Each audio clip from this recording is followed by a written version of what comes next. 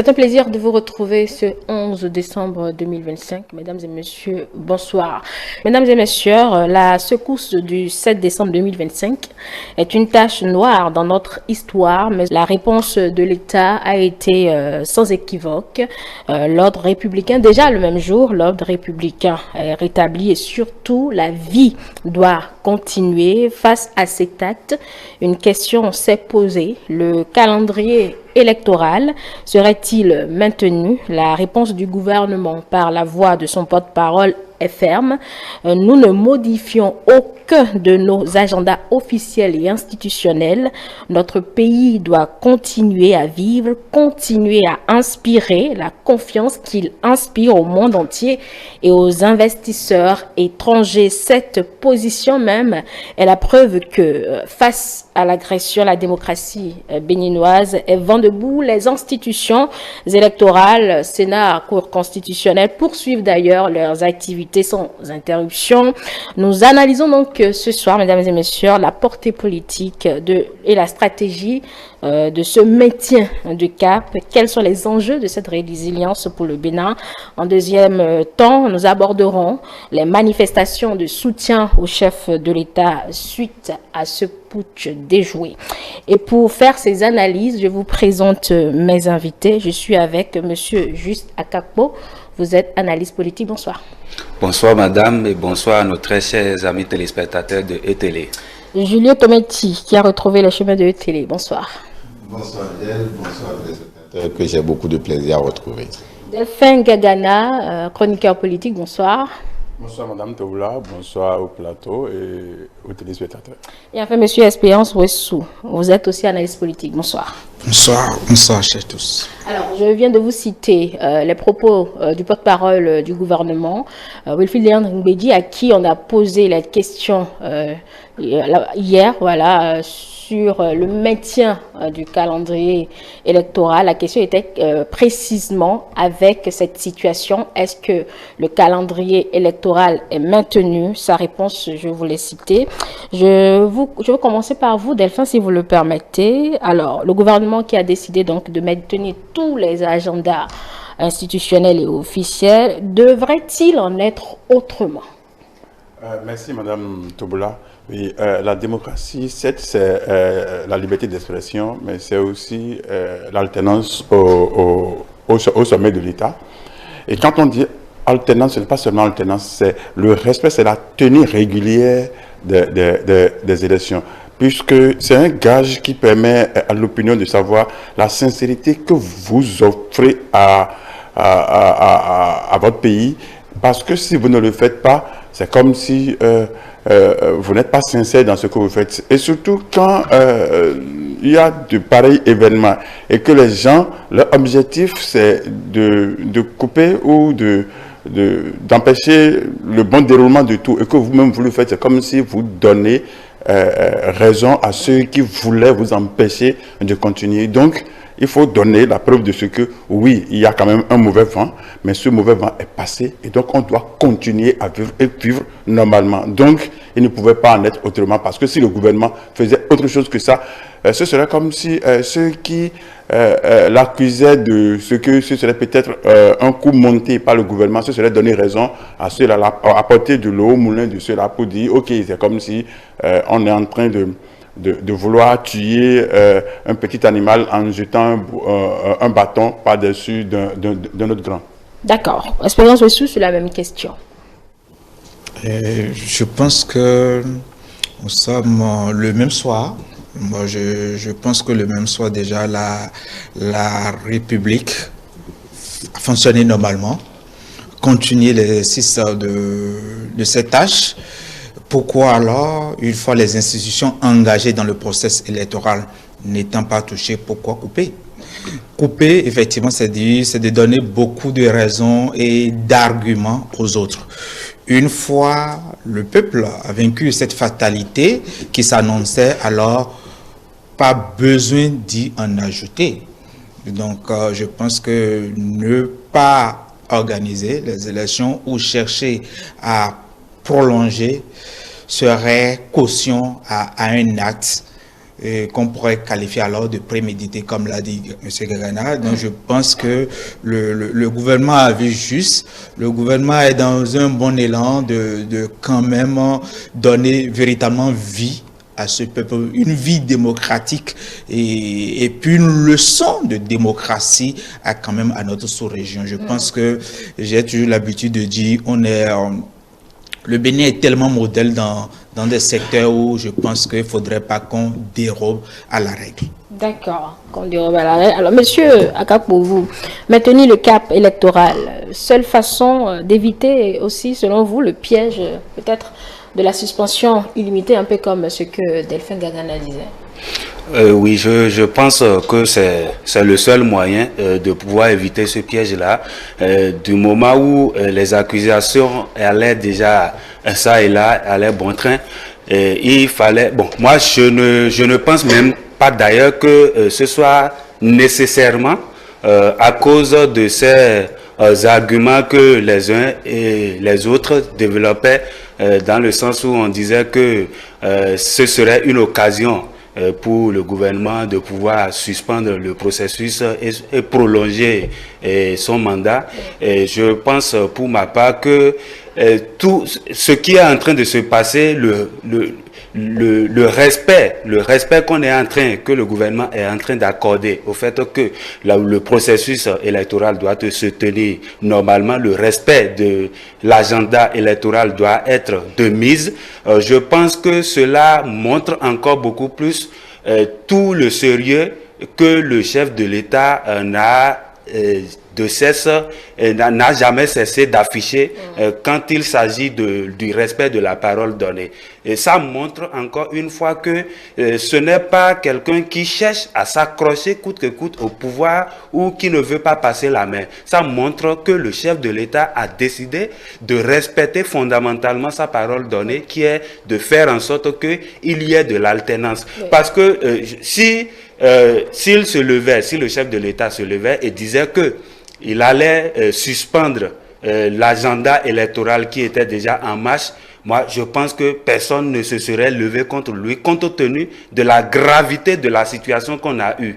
Mais il a tenu quand même que le processus se déroule normalement et que les choses aillent de bon ton. Et l'autre chose qui pourrait quand même raviver ces suspicions. Exactement. Et ce qui permet quand même que cette posture-là qu'a prise et que le gouvernement a adoptée soit encore beaucoup plus quelque chose de justifiable, c'est le fait que les populations ont continué déjà, le lendemain, ont déjà continué à vaquer normalement à leurs occupations, ce qui montre que déjà la vie sociale se déroulait normalement. Alors pourquoi aller chercher encore une raison pour vouloir suspendre l'agenda qui était déjà en marche? Pourtant, une certaine opinion voudrait, Julio Tometi, qu'on s'arrête à un moment donné, observer, on n'a pas fait de sondage, hein, mais quand on lit les uns et les autres, on se demande pourquoi continuer le calendrier électoral. Mais vos prédécesseurs estiment que c'est de logique. Est-ce que tout le monde le lit ainsi? Oui, c'est de logique et c'est quelque peu de la marque ou de la philosophie de notre gouvernement.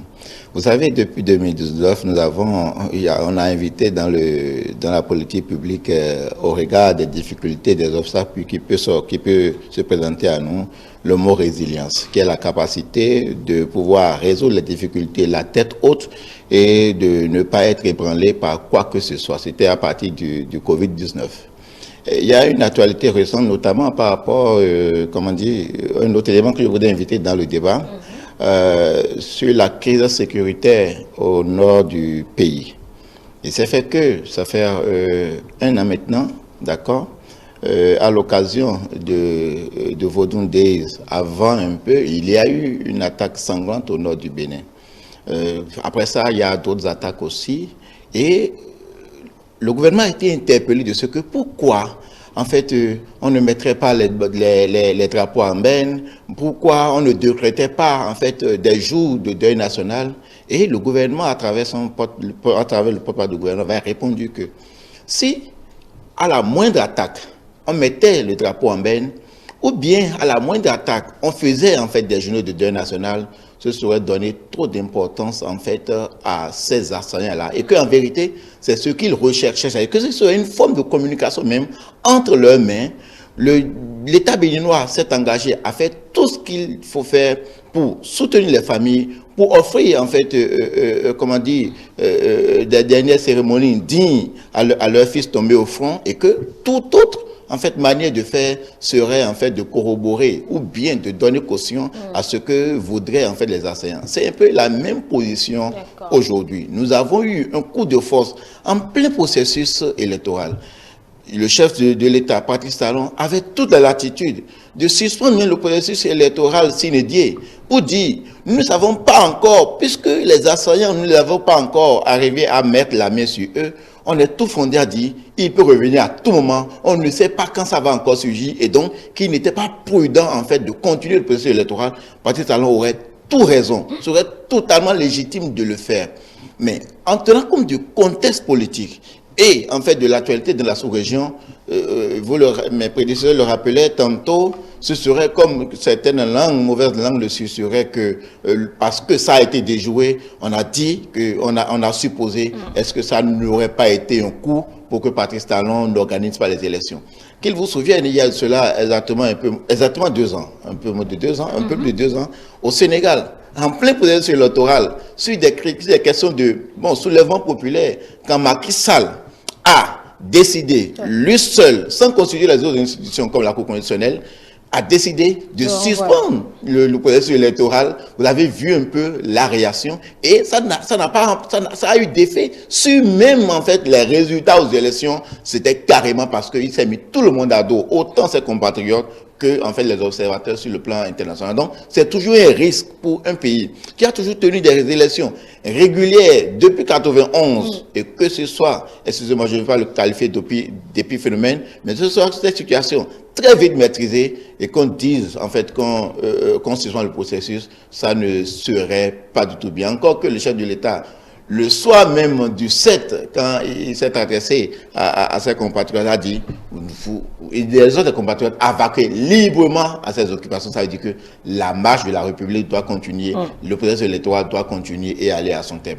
Bien, allez. Le gouvernement également insiste, M. Akapo, sur le fait que le Bénin doit continuer d'inspirer la confiance au monde entier et aux investisseurs.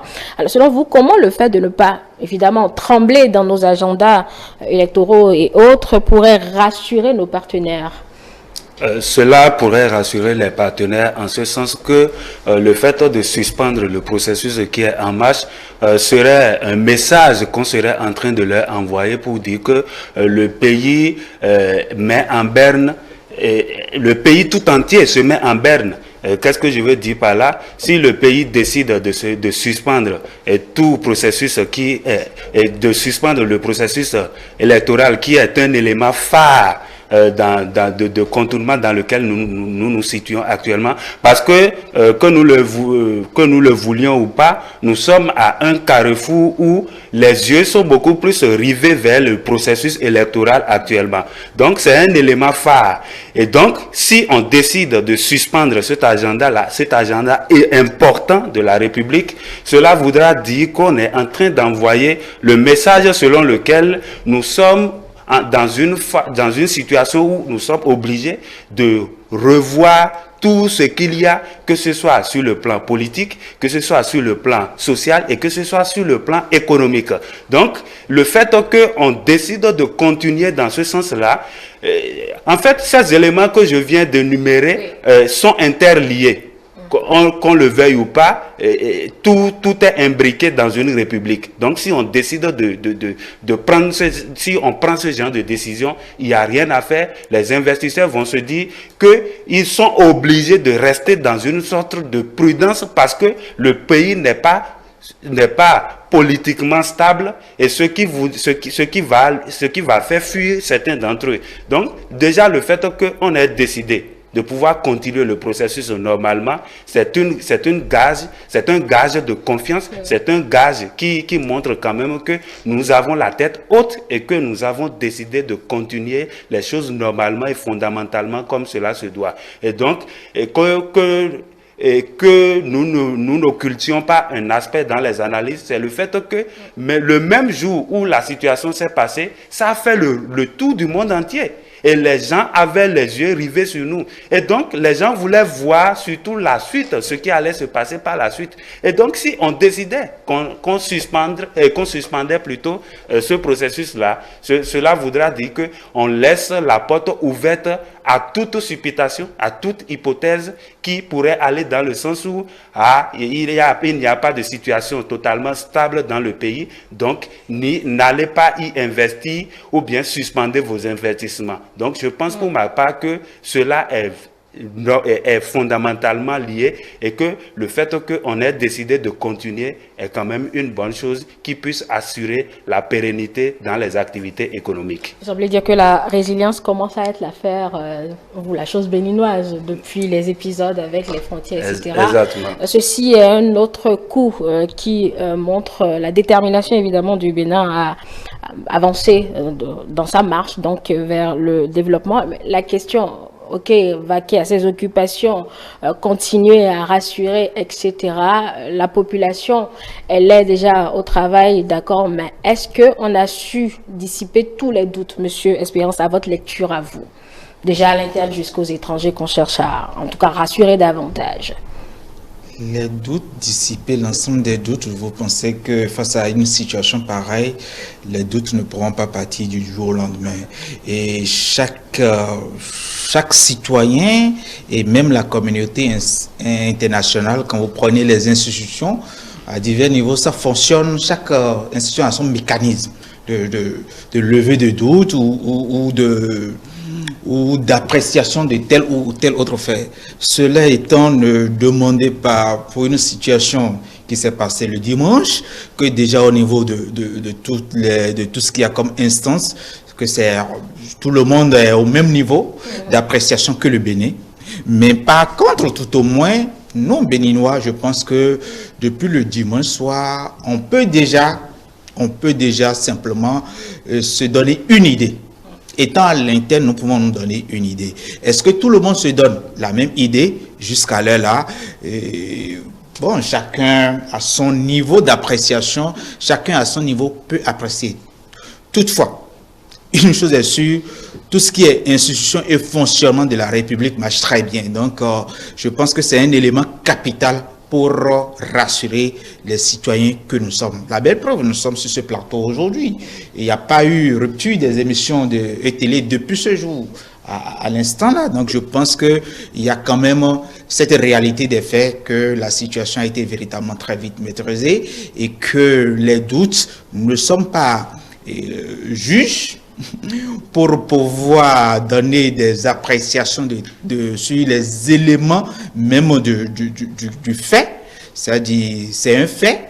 Nous allons nous en prendre au vécu aujourd'hui du Béninois lambda que nous sommes, au vécu, aux assurances que donne le gouvernement à travers déjà le fonctionnement réel de l'État qui n'a pas été arrêté. Et je pense que quand nous prenons l'ensemble de ces paramètres, même si l'ensemble des doutes ne sont pas levés au niveau de chaque individu, quand même, quand nous prenons la situation de façon globale, on peut dire sans risque, sans prendre de risque majeur qu'il n'y a plus véritablement de doute aujourd'hui par rapport à cette situation. Le reste, c'est à la justice de faire le travail. Nous n'allons pas faire le travail de la justice. Nous n'allons pas lancer dans une communication ou bien dans une appréciation de ces faits. Nous n'avons pas les compétences nécessaires de le faire. Donc, je pense que c'est beaucoup plus à ça que moi, je peux exhorter les citoyens lambda que nous sommes. Nous ne sommes pas justice. Nous ne sommes pas des structures compétentes pour apprécier, pour analyser de tels faits. Nous allons laisser les structures compétentes à analyser et à nous donner en son temps des éléments d'appréciation. D'accord. Delphin Gangana, je demandais comment le fait de maintenir tous nos agendas pourrait contribuer à rassurer évidemment nos partenaires et également pour que le Bénin continue à inspirer à l'étranger.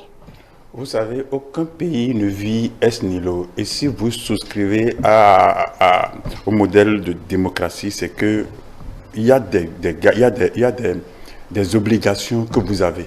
Vous savez, oui, l'agenda électoral, c'est vous-même qui fixez l'agenda électoral, mais ça devient un peu comme un engagement international que vous prenez. Et si vous êtes incapable de respecter cet engagement que vous-même vous êtes imposé, c'est comme si vous n'êtes pas capable de pouvoir respecter désormais vos engagements envers les autres. Parce que quoi? La date, c'est vous-même qui l'avez fixée. Et n'oubliez pas que nous sommes notés. Il est vrai que pour peut-être faire un prêt, ce n'est pas seulement le PIB, mais ça dépend aussi de comment vous respectez, parce qu'il y a des cases à cocher. Et donc, si vous n'arrivez pas à cocher certaines cases, sachez que vous partez déjà en défaveur. N'oubliez pas que à l'avènement de Covid, presque la majorité des pays africains avaient souhaité l'annulation des dettes. Le Bénin était le seul pays à demander non, nous allons faire face à notre dette, nous ne voulons pas l'annulation. Et en son temps, certains Béninois n'étaient pas d'accord, mais finalement, on a compris que notre ministre avait raison de dire non, nous n'allons pas demander l'annulation, parce que si vous demandez l'annulation, ça joue en défaveur, c'est que ça vous défavorise. Mais si vous dites, je prends l'engagement de payer ma dette, c'est que ça donne la preuve de votre sincérité. Donc, le fait de respecter ces dates prévues par vous-même et qui constituent un engagement envers la communauté internationale montre la sincérité, le sérieux, le bien que vous-même vous donnez. Et ça permet aux gens de vous respecter. C'est vrai que, oui, Julio l'a dit tout à l'heure, c'était en janvier 2024, c'est-à-dire le 7-8 janvier, qu'on avait eu l'attaque. Mais le 8 et le 9, on a commencé, on avait fait fête vaudou. Certains avaient trouvé que c'était pas bien de le faire. Mais comme il a dit, si vous offrez cette possibilité... C'est pas cette année cette année, oui, 2025, vous disiez 2024, donc c'est 2025. Oui. Si vous donnez cette possibilité aux autres de constater votre faiblesse, c'est qu'ils vont se réjouir de ce que un petit truc vous abat. Donc, on ne peut pas, et surtout, comme nous le disons tous, on ne peut pas dire qu'on va déplacer cet agenda, surtout que le chef de l'État a dit vacant à nos occupations et que la situation est maîtrisée. Donc, il n'y avait pas de raison à donner cette possibilité aux détracteurs de dire encore, ouais, il s'est donné et il veut encore se donner. Et donc, au constat, toute la classe politique semble s'arrimer ou semble s'aligner sur cette volonté de poursuivre dans le calendrier électoral. Je ne sais pas si vous les avez vus à la Sénat, autant que les téléspectateurs et nous qui sommes sur ce plateau, Julio Tomelty, pour procéder au choix de leur logo sur le spécimen du bulletin unique concernant les élections législatives.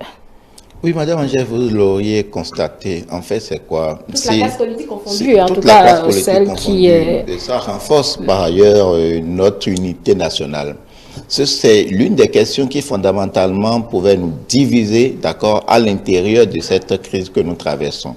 À supposer qu'on ait décidé de renvoyer s'inédier l'échéance électorale, vous pensez que nous serons encore en train de faire ce débat-là? Nous aurions rangé de côté, en fait, cette question d'attaque du territoire, et la question sera beaucoup plus électorale. La question sera beaucoup plus concentrée sur Patrice Talon. La question sera sur, bon, à quand les députés qui étaient censés quitter fin janvier, début février vont quitter? À quand les maires vont quitter? Et le président de la République, Patrice Talon, est-ce que ça ne serait pas un troisième mandat déguisé? Est-ce que ça ne serait pas ce que nous disions depuis? Ça nous aurait fondamentalement fragilisé. C'est pourquoi vous auriez constaté, étant donné qu'il n'y a eu, c'est comme en fait le push, la tentative de push n'ayant eu aucun effet en fait sur le processus électoral, tous les Béninois, acteurs politiques, s'accordent en fait sur ce qui est essentiel pour nous aujourd'hui, c'est d'apporter notre solidarité à la République et que la marche en fait vers la marche de notre processus démocratique continue le plus allègrement que possible. Et vous avez bien posé la question tout à l'heure. Vous savez, le fait de ne pas respecter les échéances électorales et qui soit la cause de ce que nous avons traversé. Vous avez vu aux premières heures la réaction des ambassades de la France et des États-Unis. Restez chez vous. La prochaine étape, c'est quoi? Quand la situation se normalisera un peu, ils vont chercher en fait d'avoir des moyens pour faire quitter le territoire leurs compatriotes. Parce qu'un pays comme ça n'est plus un pays sûr. Et un pays sûr, un pays non sûr, aucun investisseur ne va venir investir dans ce pays-là. Aucun organisme international, parce que ne sachant pas en fait ce qui va se passer demain après-demain, les organismes internationaux comme FMI, Banque mondiale, ne pourront vous accompagner sur aucun projet parce que en fait vous n'êtes plus en fait dans la catégorie des pays stables. Il y a toujours en fait une certaine réticence à s'accorder avec vous sur un certain nombre de points. Donc, comme il a été dit, il faut que la marche continue. Il faut que nous, pas que l'on ait minimisé en fait ce qui est arrivé, mais il faudrait pas lui donner tellement d'importance à ce que ça continue d'avoir. Parce que si on le faisait, on ne sait pas hein, d'une certaine façon.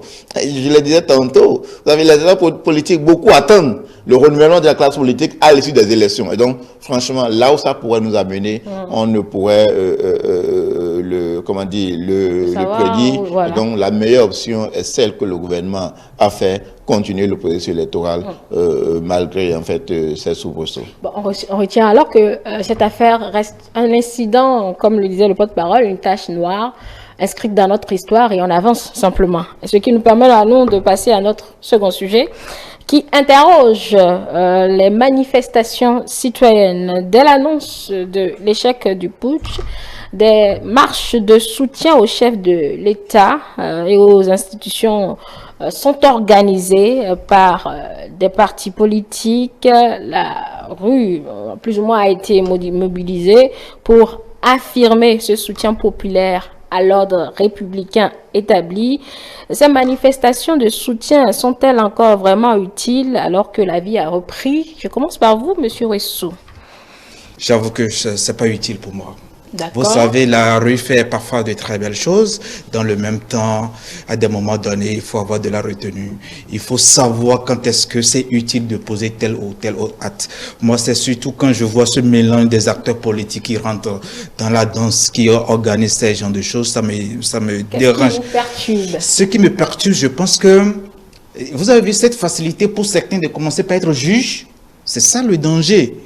On va envoyer tellement d'images, on va tellement dire certaines choses qui demain on ne pourra pas laisser passer de côté facilement. Donc face à cette situation qui a été véritablement très bien maîtrisée, vous savez, je pourrais vous dire quelque chose qui pourrait étonner. Est-ce que vous savez, c'est du fait que on a eu cette grande chance que la rue ne soit pas mobilisée, et là, c'est là où moi je donne crédit au chef de l'État et au peuple béninois, surtout les Cotonois et ceux qui sont dans l'environnement immédiat de Cotonou. Moi, je leur dis chapeau et ça me permet simplement de dire que ça prouve véritablement que malgré tout ce qu'on dit, que le chef de l'État est véritablement en harmonie avec ses concitoyens. Parce que le soutien populaire, ce patriotisme, non? Non, on n'en a plus besoin parce qu'on a véritablement d'enjeux et il faudrait que le gouvernement peut-être a cette facilité alors de juger. Mais le gouvernement n'est pas allé sur ce terrain. Parce que comprenez que c'est un sujet qui est...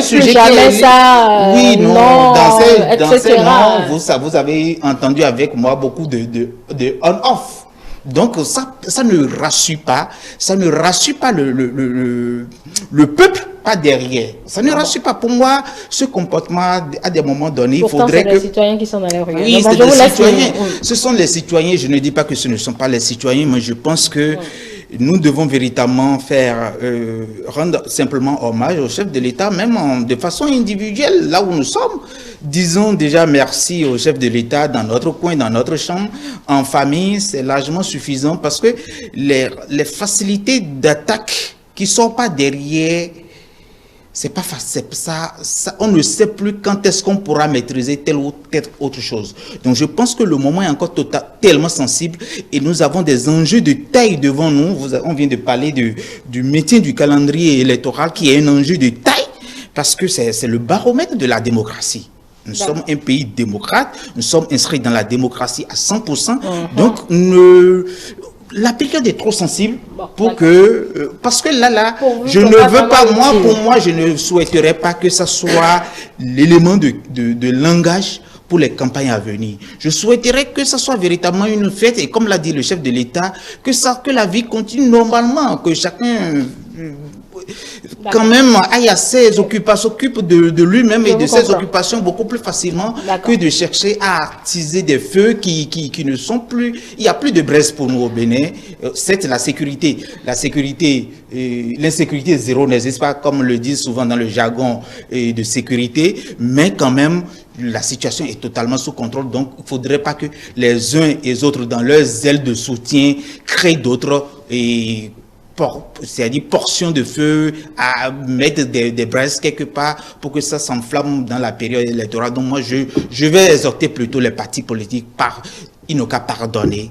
Le peuple est tellement mûr. S'il voit déjà la réaction du peuple le 7 et que les gens ne sont pas sortis malgré ce bouclage, c'est-à-dire la façon dont le truc tournait en boucle, mais personne ne les a suivis. Ça veut dire que le peuple est tellement mûr. Donc c'est pas le moment d'aller solliciter le peuple pour dire, venez, on va dire. On peut s'en passer. Merci. Bon, c'est plus les militants des partis politiques. Oui, on a qu'à s'en passer. Monsieur Akapo, est-ce que vous avez la même lecture que Monsieur Rousseau sur l'utilité de ces déclarations et manifestations de soutien au chef de l'État après ce putsch déjoué?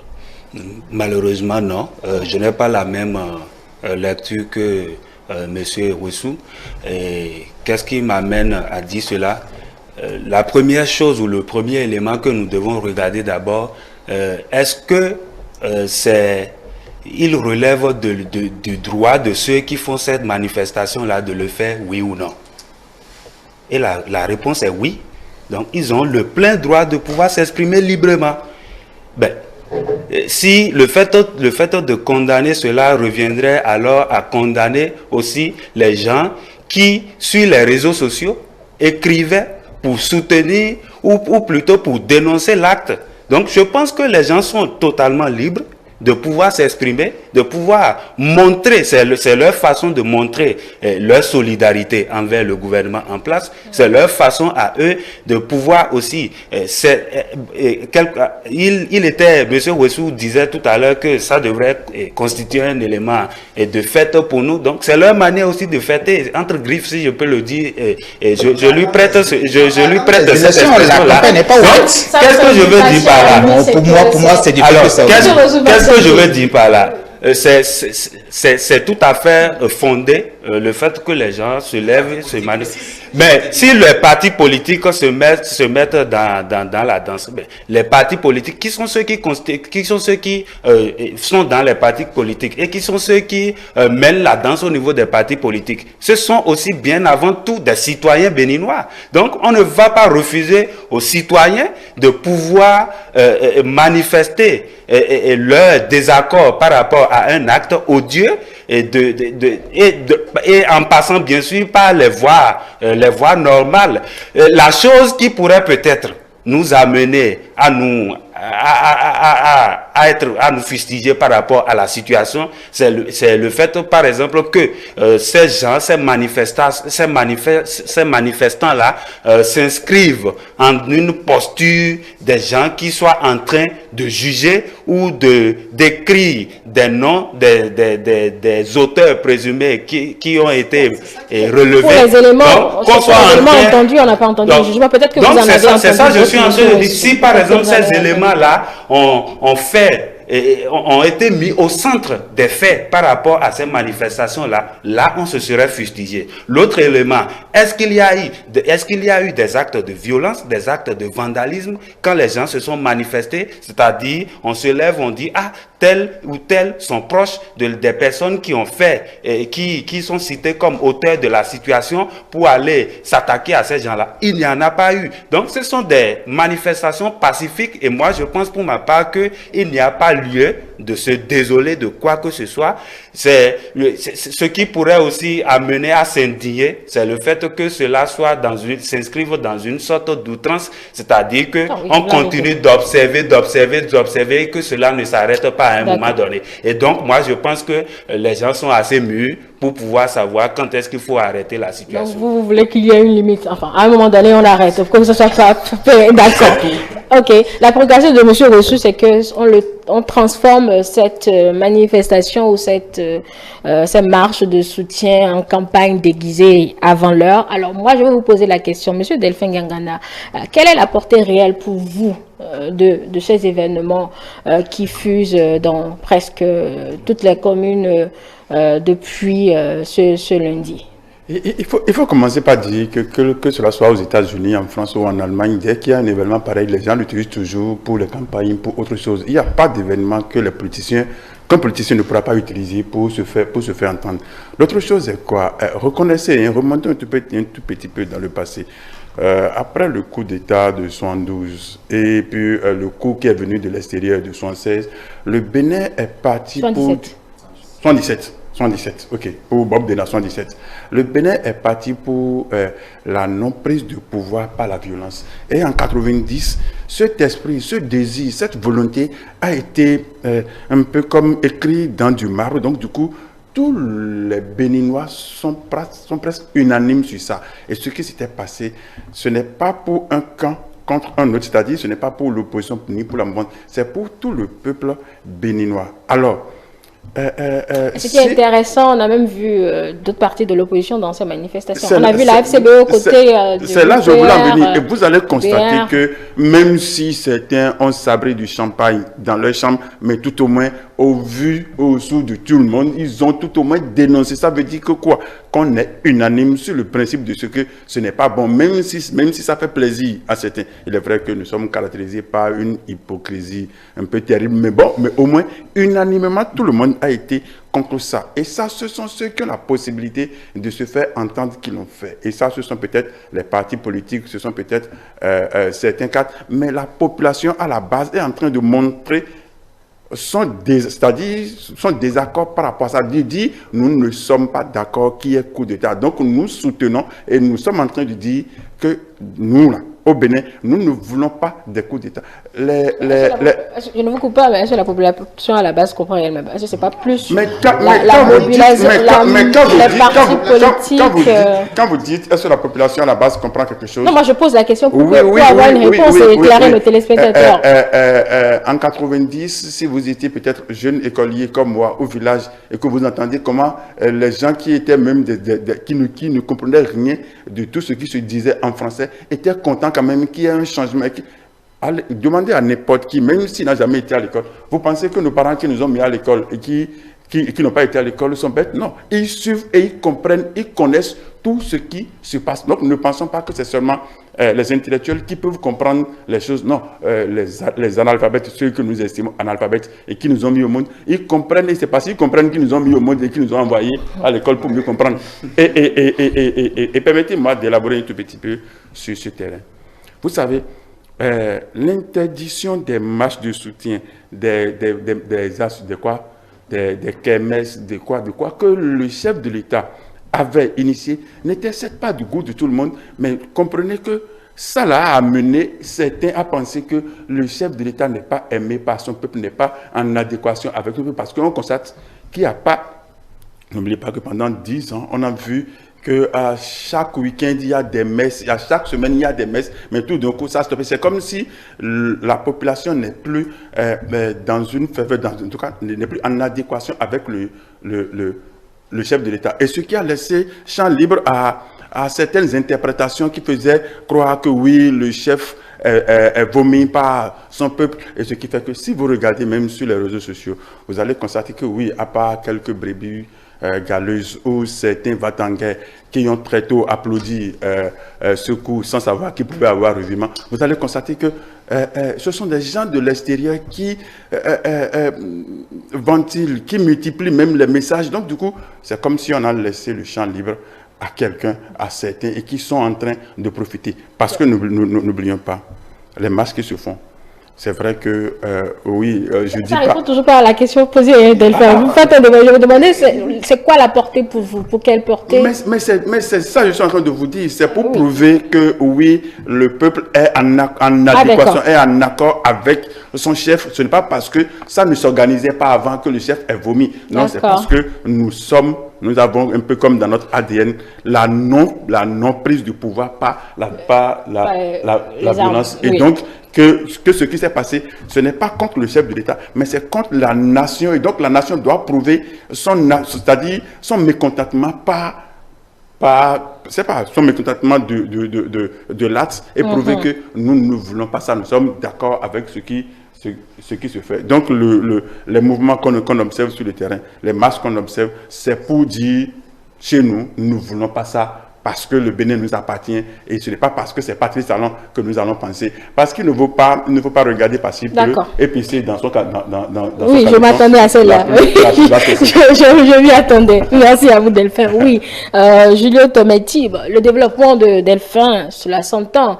Mais est-ce que cela ne s'entendrait pas mieux si c'était peut-être des manifestations populaires spontanées? Ça vient des partis politiques, n'est-ce pas effectivement une manière pour ces formations politiques ou telles de l'opposition ou de la mouvance de marquer quand même un territoire et tester leur capacité de mobilisation avant les élections? Ou quelle utilité vous voyez, quelle utilité réelle de ces manifestations? Merci. Vous savez, la question de tentative de coup d'État ou de coup d'État est échouée. Pour moi, n'est pas une question politique. Elle n'est pas non plus une question partisane. Ce sont les symboles de la République, en fait, qui sont ébranlés. Et à partir de ce moment-là, ce n'est pas donc que du jeu des acteurs politiques. Vous l'avez dit tantôt. Moi, je reproche même, en fait, à d'autres groupes de la société de ne pas s'être manifestés.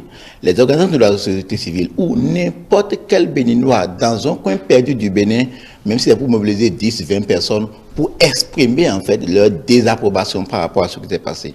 Parce qu'en vérité, ces marches-là, on doit le dire, ce n'est pas les marches en soutien à Patrice Talon.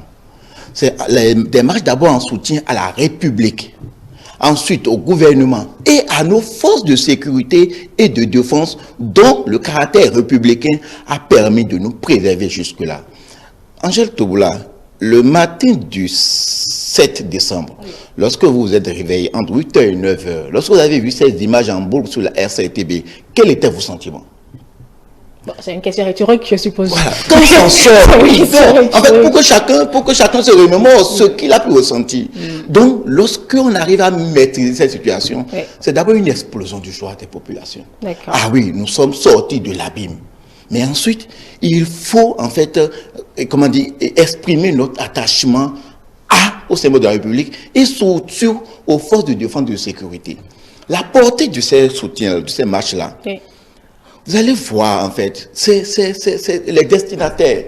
Le premier destinataire, c'est d'abord les forces républicaines, mais ensuite, ceux qui ont tenté le coup. Parce que ceux qui ont tenté le coup s'attendent à voir de quel bord se trouve l'opinion. On ne peut pas faire un sondage. Vous savez, les pays dans lesquels ça s'est passé et ça s'est consommé, il est arrivé un moment où les coups d'État étaient en cours. Et on a vu une hausse de population sortir pour soutenir. Mais parce qu'il y a un soutien affiché, ça a fait même que la communauté internationale qui a été sollicitée pour venir intervenir dit non. On ne peut pas venir intervenir dans une situation pareille où la population s'est levée pour montrer sa solidarité à ceux qui ont fait le putsch. Ici au Bénin, c'est carrément le contraire qui s'est produit. Moi, je m'attendais à ce que toutes les couches de la population, d'accord. Et je me dis, peut-être le mois n'est pas encore passé. Je me dis, le mois n'est pas encore passé. Les organisations de la société civile qui, sur les questions de gouvernance, de politique publique, se prononcent tous les jours, on veut aussi les entendre.